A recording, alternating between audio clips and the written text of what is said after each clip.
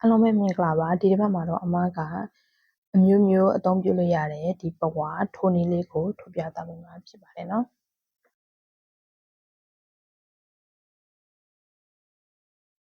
အမအသုံးပြုပြီးတော့ပြသပေးမယ်ခြီကတော့ မီကော်တွန်5 line နဲ့အစိုက်ကတော့ 3.5 mm နော်ဒီစာရွက်လေးကတော့လိုအပ်တဲ့သူတွေအတွက်ထည့်ပေးထားတာဖြစ်ပါတယ်အဲဆိုရင်ဒီခေါင်းပတ်လေးထုတ်ဖို့အတွက်ပထမဆုံးဝင်းစင်လေးစပြီးတော့လုပ်မယ်နော်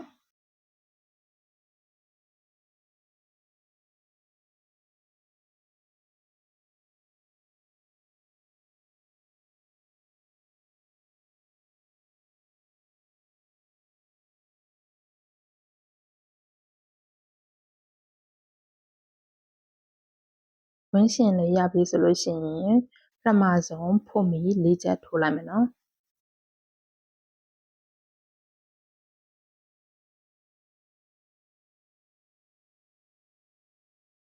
ဒီလိုမျိုးဖို့မီ၄ချက်ထိုးပြီးသွားပြီဆိုလို့ရှိရင်ပထမဆုံးဖို့မီအပေါက်ထဲမှာတိုင်ရှည်2ချက်ဖို့မီ2ချက်တိုင်ရှည်4ချက်ထိုးမယ်နော်အဲ့ဒီတစ်ပေါက်ထဲကိုပဲထိုးရမယ်နော်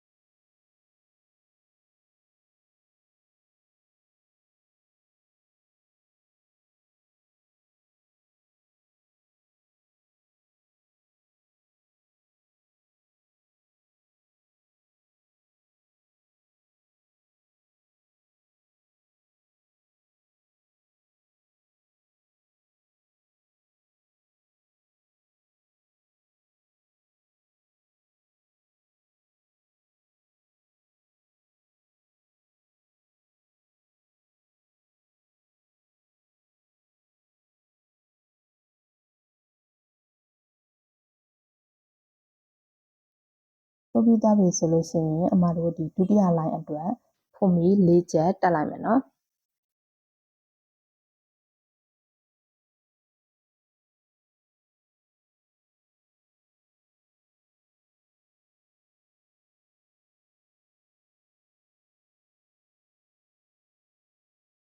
ဖို့မီ၄ချက်ထိုးပြီးသွားပြီဆိုလို့ရှိရင်အမတို့ဒုတိယ line ထိုးမှာဖြစ်တဲ့အတွက်သူ့ရဲ့နောက်ကျောကိုဒီလိုမျိုးလှည့်လိုက်မယ်နော်ပြီးလို့ရှိရင်အမတို့ဒီမှာတိုင်ရှည်နှစ်ခုကြားထဲကိုသူ့ကိုဖျဲကြည့်လိုက်နော်ဒီလိုမျိုးသူ့ကိုဒီကြားထဲမှာအပေါက်ရှိတယ်အဲ့ဒီအပေါက်ထဲကိုတိုင်ရှည်3ချက်ထိုးလိုက်မယ်နော်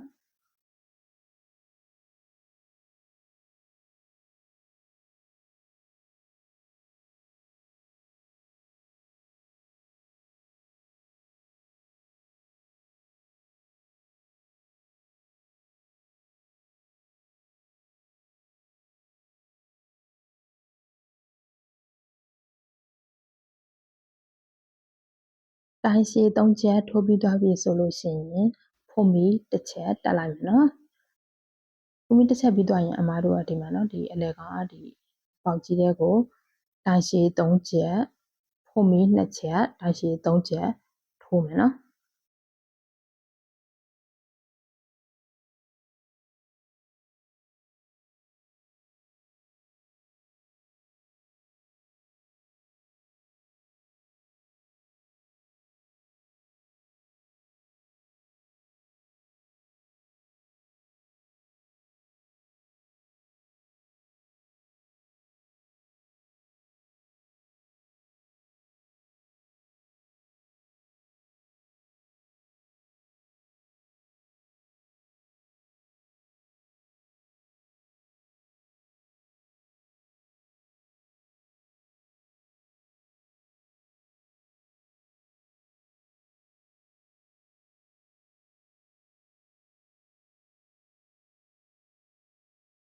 ဒါဆိုရင်အမတို့ဒီအလဲပေါက်ထဲမှာ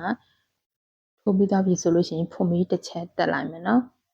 တက်ပြီးသွားလို့ရှိရင်ဒီဘက်မှာအမတို့ပထမဆုံး ထိုးခဲ့တဲ့ဖို့မီ၄ချက်နဲ့တိုင်ရှည်ကြားထဲမှာဒီလိုမျိုးဖြတ်ကြည့်လိုက်နော်အဲ့ဒီအပေါက်လေးတွေကိုတိုင်ရှည်၄ချက်ထိုးမယ်နော်ကျမတို့ဒီလိုမျိုးတစ်လိုင်းပြီးတိုင်းသူ့ရဲ့နောက်ဆုံးအပေါက်မှာကြာလို့ရှိရင်တိုင်ရှည်က၄ချက်ထိုးရမယ်နော်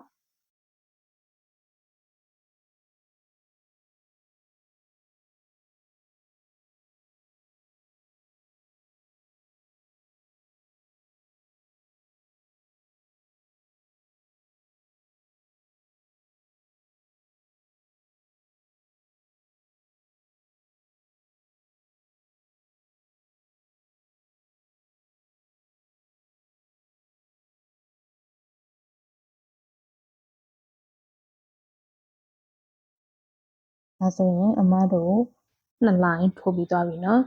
နှစ်လိုင်းထိုးပြီးသွားပြီဆိုလို့ရှိရင်ဒီတတိယလိုင်းအတွက်ဖို့မီ၄ချက်တက်လိုက်မယ်เนาะ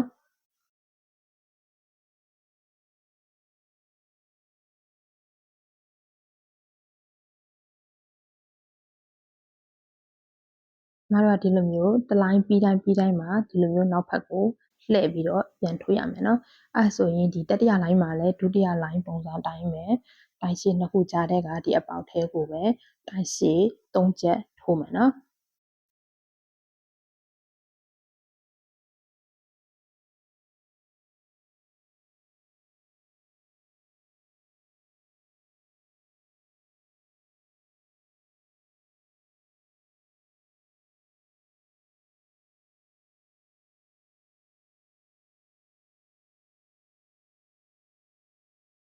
တိုင်ရှည်၃ချက်ပြီးသွားရင်ဖို့မီတစ်ချက်တက်လိုက်မယ်เนาะ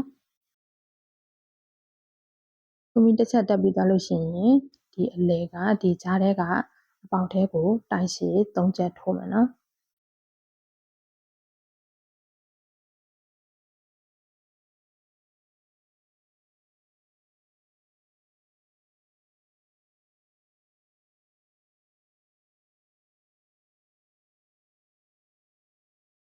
တိုင်ရှည်၃ချက်ထိုးပြီးသွားပြီဆိုလို့ရှိရင်ဖို့မီတစ်ချက်တက်မယ်တက်ပြီးသွားလို့ရှိရင်အမတို့ကဒီအလယ်ကောင်မှာဒီထောက်ပုံစံပေါ်နေတဲ့ဒီအလယ်တက်ဒီအပေါက်ထဲကိုတိုင်ရှည်၃ချက်ဖို့မီ2ချက်တိုင်ရှည်၃ချက်ထိုးမယ်နော်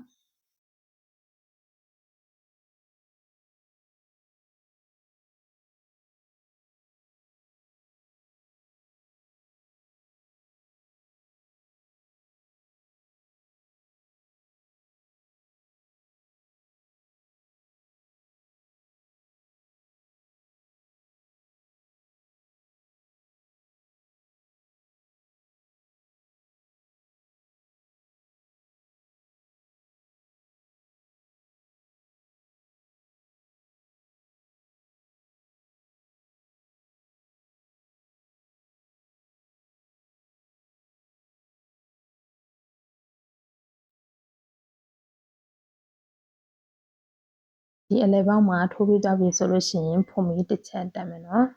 ပြီးလို့ရှိရင်ဒီဘေးကဒီအပေါက်ထဲကိုတိုင်ရှည်၃ချက်ထိုးမယ်နော်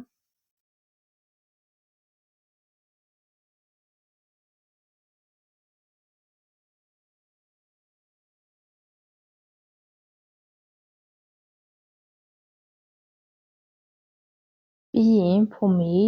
တစ်ချက်တက်လိုက်မယ်နော်တက်ပြီးသွားလို့ရှိရင်ဒုတိယလိုင်းပုံစံအတိုင်းပဲ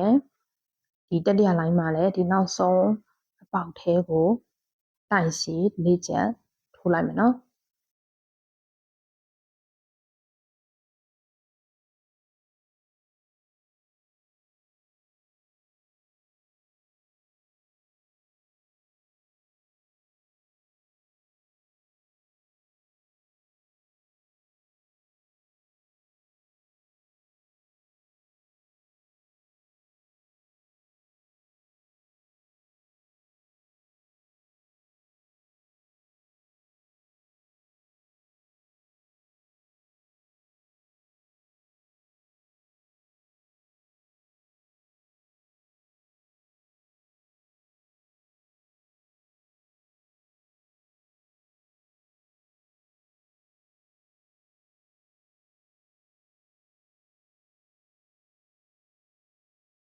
ဒါဆိုရင်၃လိုင်းပြီးသွားပြီเนาะအဲဆိုလို့ရှိရင် ရှေ့ကပုံစံအတိုင်းပဲတစ်လိုင်းပြီးတိုင်းမှာဖွင့်ပြီး4ချက်တက်မယ်တက်ပြီးသွားရင်ဒီသူ့ရဲ့နောက်ဖက်ကိုလှည့်လိုက်မယ်နော်လှည့်ပြီးသွားလို့ရှိရင်ဒီသူတို့နှစ်ခုကြားထဲကဒီပေါက်ထဲကိုရှေ့ကပုံစံအတိုင်းပဲတိုင်ရှည်3ချက်ဆက်ထိုးမယ်နော်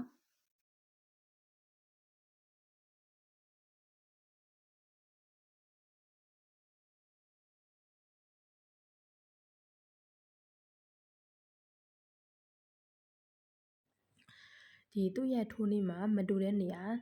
2နေရာရှိရနော်တစ်လိုင်းထိုးပြီးတိုင်းနောက်ဆုံးတစ်ပေါက်ကျန်တဲ့ချိန်ကြလို့ရှိရင်အဲ့ဒီနောက်ဆုံးတစ်ပေါက်ထဲမှာတိုင်ရှည်က4ချက်ထိုးတယ်နော်ပြီးလို့ရှိရင်နောက်တစ်နေရာကျတော့ဒီအလယ်တက်တယ်နော်ဒီပုံလေးကိုကြည့်လိုက်နော်အခုဒီမှာ white ပြထားတဲ့ဒီအလဲကောင်တက်တဲ့ထောင်းကျွန်းနေရာမှာကျတော့တိုင်ရှည်3ချက်ဖုံမီ2ချက်တိုင်ရှည်3ချက်ထိုးရနော်ကျန်တဲ့နေရာတွေအားတော့အားလုံးကအတူတူပဲနော်တိုင်ရှည်3ချက်စီထိုးသွားမယ်ဒီလိုမျိုးကိုလိုချင်သလားအနေထားထိထိုးသွားလိုက်မယ်နော်အမကတော့ line 20ထိုးလိုက်တယ်နော်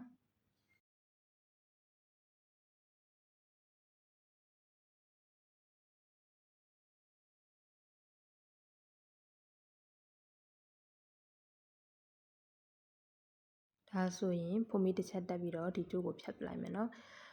အမကဒီခေါင်းစီကျိုးနေရာမှာတခြားအယောင်သုံးမှာဖြစ်တဲ့အတွက်ဒီကျိုးကိုဖြတ်ပလိုက်တာအကယ်၍ကိုကဒီအဖြူအောင်ကျိုးပဲဆက်သုံးသွားမယ်ဆိုရင်ကျိုးကိုမဖြတ်ဖ ೇನೆ ခြံထားလို့ရရနော်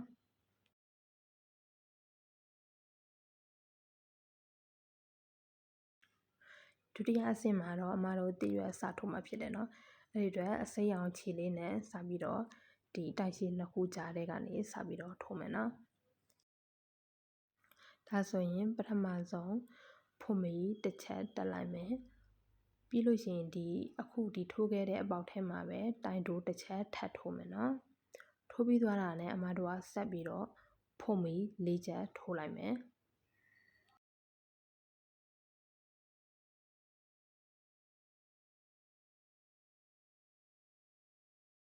ဖွင့်ပြီး၄ချက်ထိုးပြီးတာနဲ့ဒီနောက်တစ်ပေါက်မှာတိုင်တိုးတစ်ချက်ထိုးမယ်နော်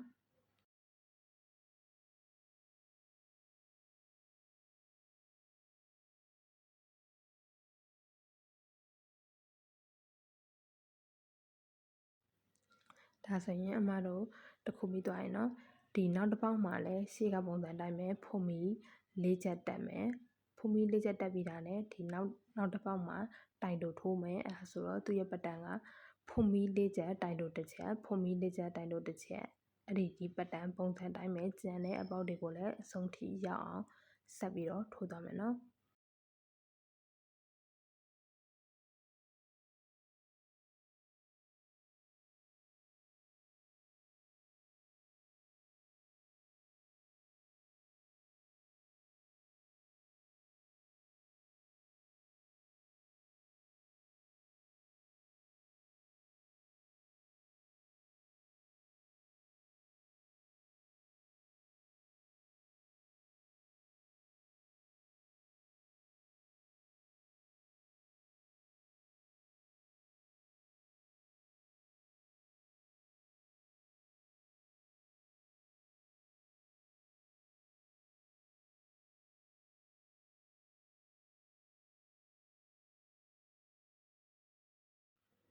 ထိုးပြီးသွားပြီဆိုလို့ရှိရင်ဒီလိုပုံစံလေးရမယ်နော်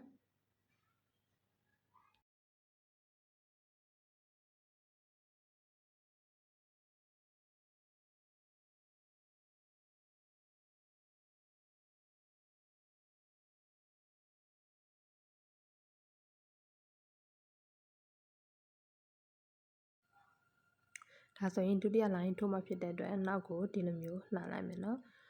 လှန်ပြီးသွားတာနဲ့ဒီပထမဆုံးဒီကွင်းလေးထဲမှာတိုင်တိုတစ်ချက်ထိုးမယ်တိုင်တိုတစ်ချက်ထိုးပြီးတာနဲ့ဖွင့်ပြီး3ချက်တက်လိုက်မယ်နော်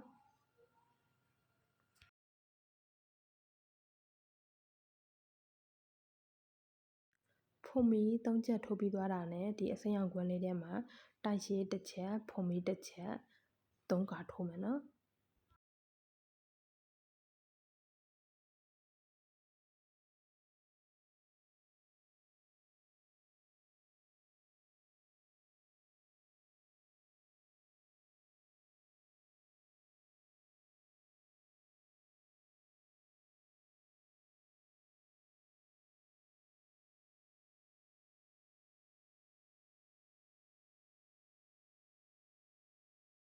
ဒီလိုမျိုးတိုက်ရှည်တစ်ချက်ဖွင့်ပြီးတစ်ချက်3ချိန်ထိုးပြီးသွားပြီဆိုလို့ရှိရင်နောက်ထပ်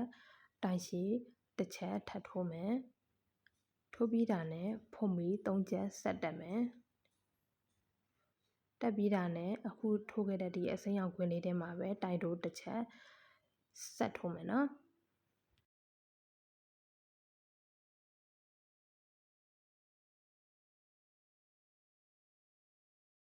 ဒီပထမဒီဟာလေးကတော့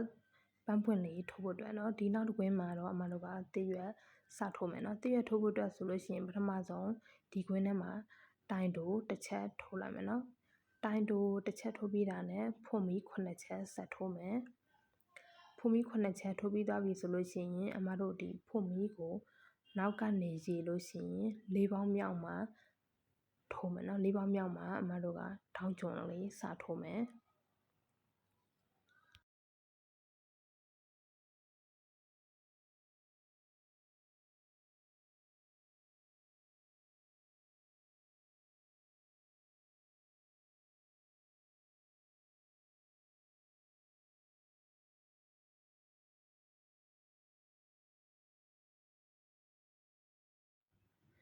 ထောင်းကျွန်းလေးထိုးပြီးသွားပြီဆိုလို့ရှိရင်အမတို့ကဆက်ပြီးတော့ဖုံမီ3ချက်ထိုးလိုက်မယ်ဖုံမီ3ချက်ထိုးပြီးသွားတာနဲ့အခုဒီထိုးခဲ့တဲ့အပေါက်ထဲမှာပဲတိုင်တိုးတစ်ချက်ထပ်ထိုးလိုက်မယ်နော်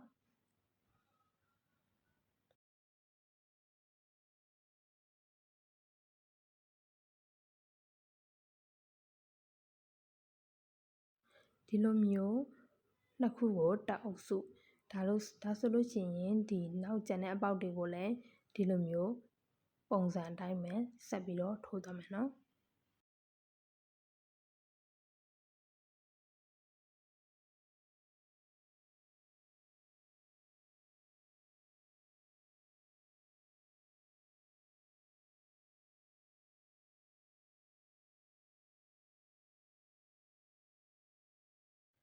ထိုးပြီးသွားပြီဆိုလို့ရှိရင်ဒီလိုပုံစံမျိုးလေးရမယ်နော်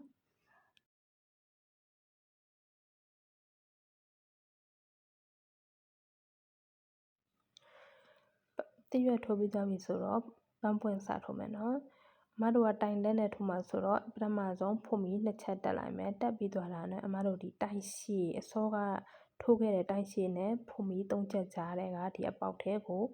တိုင်လက်5ခါထိုးမယ်နော်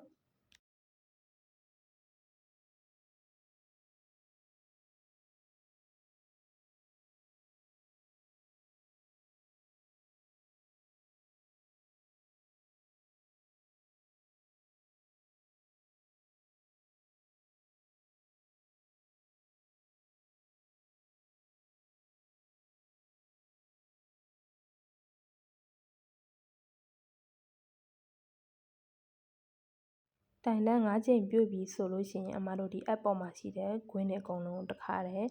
ဆွဲထုတ်မယ်နော်ထုတ်ပြီးတာနဲ့ဖွင့်ပြီးတစ်ချက်တက်လိုက်မယ်နော်ဒါဆိုရင်ပထမတစ်ခုရပြီနော်ဒီလိုမျိုးပုံစံလေးအမတို့က5ခုထိုးရမယ်နော်ဒါဆိုရင်ကျန်တဲ့ဒီနောက်အပေါက်တွေထဲကိုလည်းဒီပုံစံအတိုင်းပဲဆက်ပြီးတော့ထိုးသွားမယ်နော်ဒီနောက်ထပ်ကျန်တဲ့ဒီ4ပေါက်ထဲကိုလည်းရှေ့ကထိုးခဲ့တဲ့ပုံစံအတိုင်းပဲဆက်ပြီးတော့ဒါဆိုရင်နောက်ကျန်တဲ့4ပေါက်ထဲကိုလည်းဒီရှေ့ကပုံစံအတိုင်းပဲဆက်ပြီးတော့ထိုးသွားလိုက်မယ်နော်နောက်ဆုံးတစ်ပေါက်ကြလို့ရှိရင်ပြန်ပြပေးမယ်နော်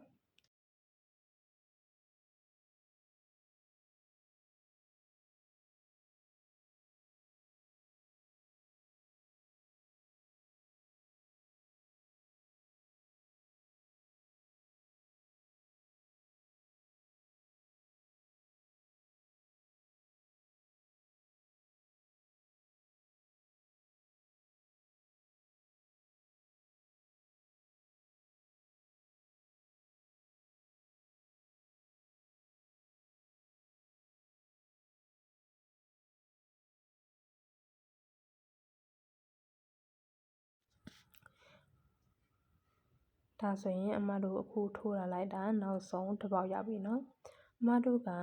ဒီနောက်ဆုံးတစ်ပေါက်နဲ့ပထမဆုံးထိုးခဲ့တဲ့အပေါက်နဲ့သူတို့နှစ်ခုကိုဆက်ရမှာဖြစ်တဲ့အတွက်သူ့ကိုနောက်ဖက်ကိုဒီလိုမျိုးလှန်လိုက်မယ်နော်လှန်ပြီးသွားလို့ရှိရင်ပ ထမဆုံးထိုးခဲ့တဲ့ဒီအပေါက်နဲ့အခုဒီနောက်ဆုံးတစ်ပေါက်နဲ့သူတို့နှစ်ခုကိုဆက်ရမယ်နော်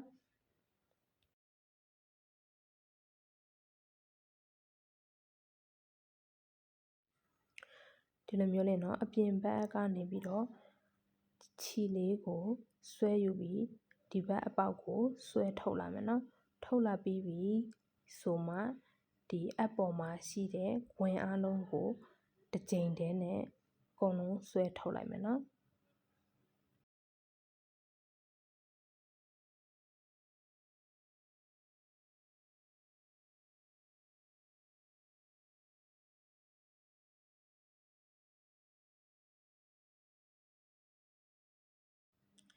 အောက်ကဆက်ပြီးသွားပြီဆိုတော့သူ့ရဲ့အပေါ်ကိုလည်းအမတို့ကရှက်ကိုလေးနဲ့ဆက်လိုက်မယ်နော်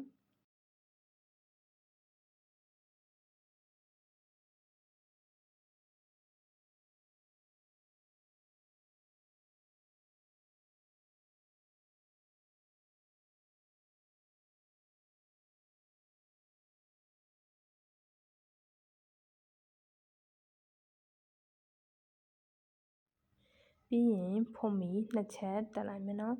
ဖုံမီနှစ်ချက်တက်ပြီးတာနဲ့အမတို့ကဒီပွင့်ဘက်လေးတစ်ခုနဲ့တစ်ခုနဲ့ကြားထဲမှာအပေါက်ရှိရနော်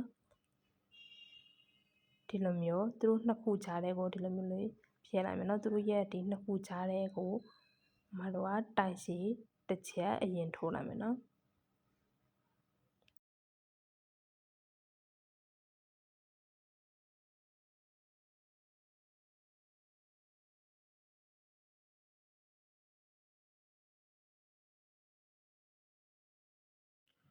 တိုင်ရှည်ထိုးပြီးတာနဲ့ဖုံမီ3ချက်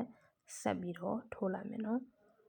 ဖုံမီ3ချက်ထိုးပြီးသွားပြီဆိုလို့ရှိရင်အမတို့ကတောင်းကျွန်းလေးလုံးမှာဖြစ်တဲ့အတွက်အခုထိုးခဲ့တဲ့ဒီဖုံမီ3ချက်ရဲ့အောက်ကဒီနေရာလေးမှာနော်ပြပေးမယ်နော်ဒီနားမှာဖုံမီကဒီအပေါ်မှာထိုးခဲ့တာ3ချက်နော်ဒီ3ချက်ရဲ့အောက်ကဒီနေရာလေးမှာနော်အကလေးနဲ့မြင်တော့အောင်သူကြထိုးပြလိုက်မယ်နော်ဒီနေရာလေးမှာသူ့ကိုထောင်းချုံလေးလုပ်မယ်နော်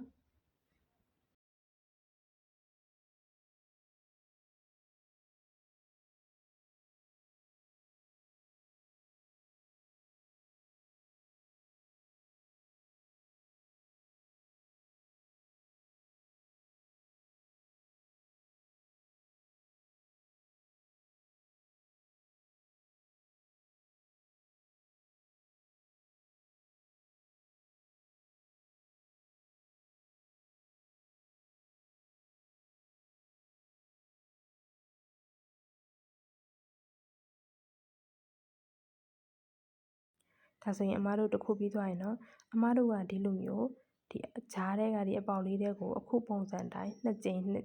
စီထိုးသွားရမယ်နော်အဲဆိုတော့ဒီဒုတိယအကြိမ်ကိုလည်းအစောတော့ကထိုးခဲ့တဲ့ပထမပုံစံတိုင်းပဲဆက်ပြီးတော့ထိုးလိုက်မယ်နော်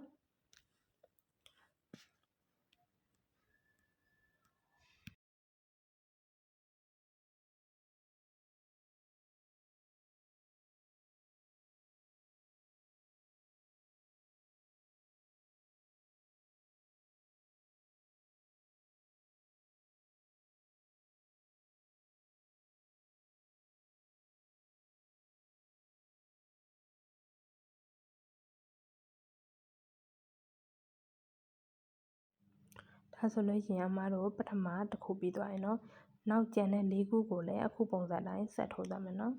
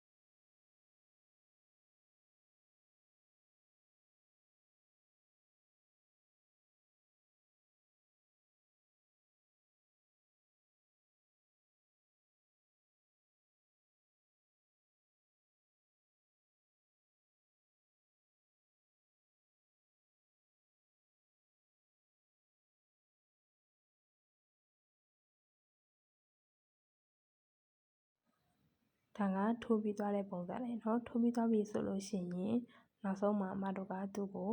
ဆက်ကော်လေးနဲ့ဆက်ပြီးတော့ကျိုးကိုဖြတ်ပစ်လိုက်လို့ရပြီနော်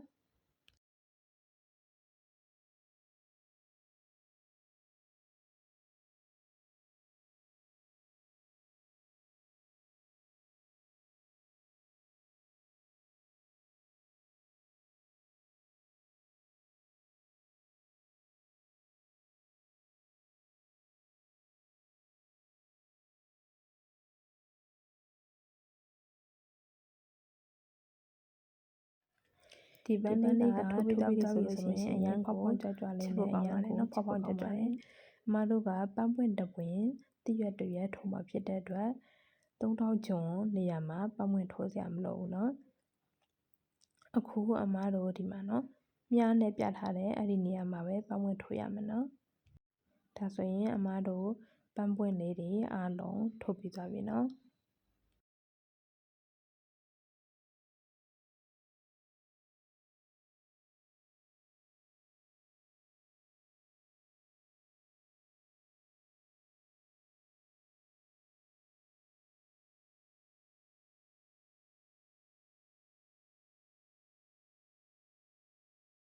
ဒီပန်းပွင့်လို့ရဲ့ဒီကျိုးလေးကိုတော့သူ့ရဲ့ဒီပန်းပွင့်အထဲထဲမှာဒီအက်ကလေးနဲ့သူ့ကိုတင်သွားမယ်နော်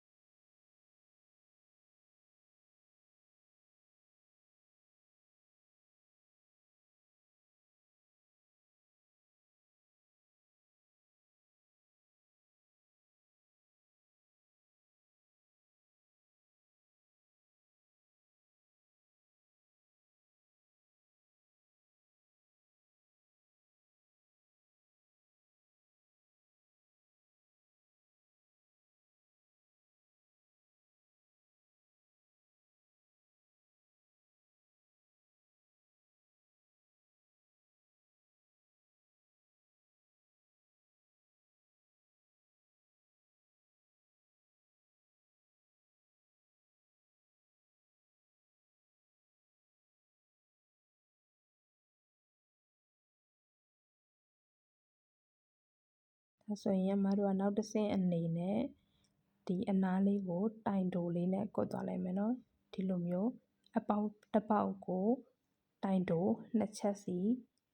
အဆုံးထိရောက်အောင်ထိုးသွားလိုက်မယ်နော်အဆုံးရောက်လို့ရှိရင်ပြန်ပြပေးမယ်နော်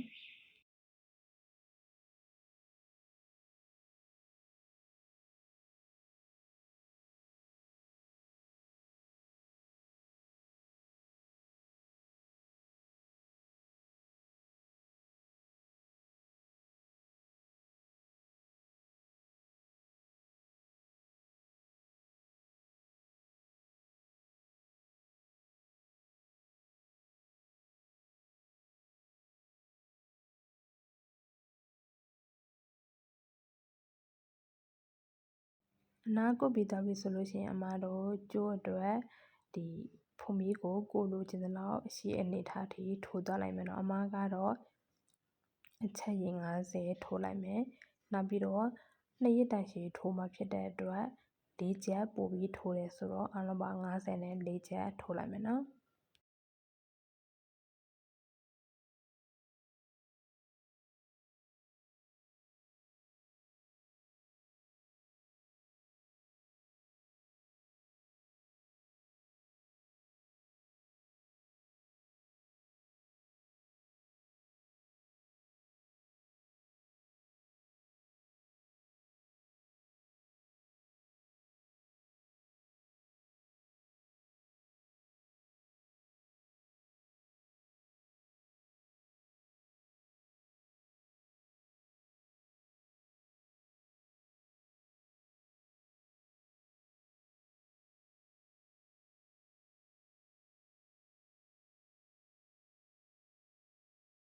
54ချက်ထိုးပြီးသွားပြီဆိုလို့ရှိရင်အမတို့နောက်ကနေကြည့်လို့ရှိရင်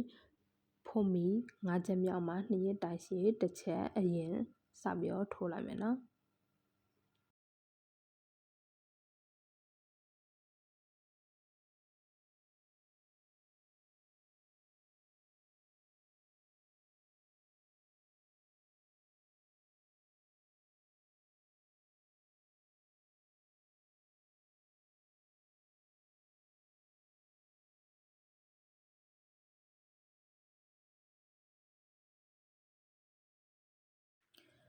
2ရက်တိုင်ရှည်ထိုးပြီးတာနဲ့ဖုံမီ3ချက်ဆက်ပြီးတော့တက်လိုက်မယ်နော်အမတို့ကတောင်းကျွန်းလေးလုံးမှာဖြစ်တယ်အမတို့ရှေ့ကထိုးခဲ့တဲ့ပုံစံအတိုင်းပဲနော်ဒီအခုတက်လိုက်တဲ့ဒီဖုံမီ3ချက်ရဲ့အောက်ကဒီနေရာလေးမှာနော်ထပ်ပြီးတော့ဒီချောင်းပြပြီးမယ်နော်1 2 3အခုထိုးလိုက်တဲ့ဒီဖုံမီ3ချက်အောက်ကဒီနေရာလေးမှာနော်အကလေးနဲ့ဒီချာထပ်ပြီးတော့ပြပေးမယ်နော်ဒီနေရာလေးမှာထောင်းကျုံကလေးလုပ်မယ်နော်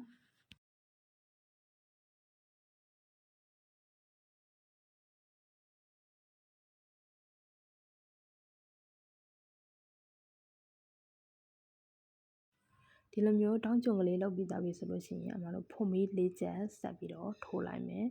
ပြီးလို့ရှိရင်အစောကထိုးခဲ့တဲ့ဒီအပေါက်ထဲကိုပဲဆက်ကော်လေးနဲ့ဆက်လိုက်မယ်နော်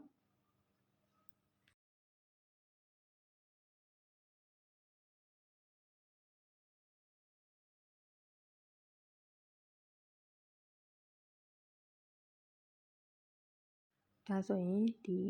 ကြံတဲ့ဒီဖုံမီတွေဒါဆိုရင်ဒီနောက်ကြံတဲ့ဒီဖုံမီတွေကိုလည်းဆက်ကောတစ်ချက်စီထိုးသွားလိုက်မယ်နော်အဆုံးထိအောင်ထိုးသွားလိုက်မယ်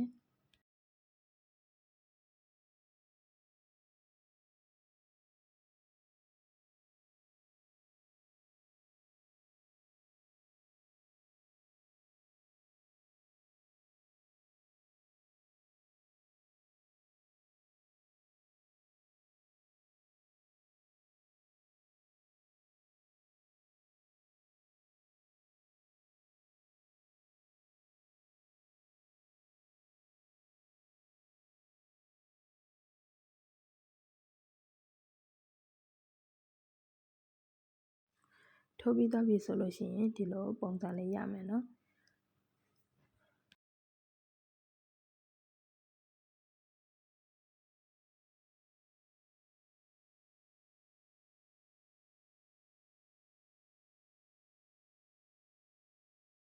ဒါဆိုရင်အမတို့ဒီအဆုံးသတ်မှာတိုင်တိုတစ်ချက်ထိုးလိုက်မယ်တိုင်တိုတစ်ချက်ထိုးပြီးတော့နဲ့ဖုံမီတစ်ချက်တက်ပြီးတော့ဒီကျိုးလေးကိုဖြတ်ပြစ်လိုက်လို့ရပြီနော်အဲ့ဆိုလို့ရှိရင်အမတို့ကဒီဘက်တစ်ချမ်းပြီးသွားပြီဆိုလို့ရှိရင်ကျန်တဲ့နောက်တစ်ဖက်မှာလည်းဒီပုံစံအတိုင်းဆက်ပြီးတော့တစ်ချောင်းထပ်ထိုးမယ်နော်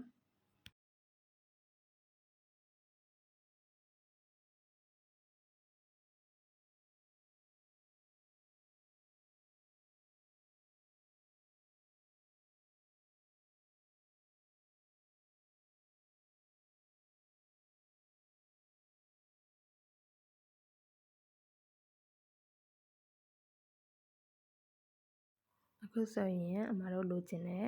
ဒီပန်းပွင့်ခေါင်းလောင်းပဝါလေးရပါပြီအယောင်လေးကတော့ကိုကြိုက်တဲ့အယောင်လေးတွေဆက်လို့ရပါတယ်เนาะဒါဆိုရင်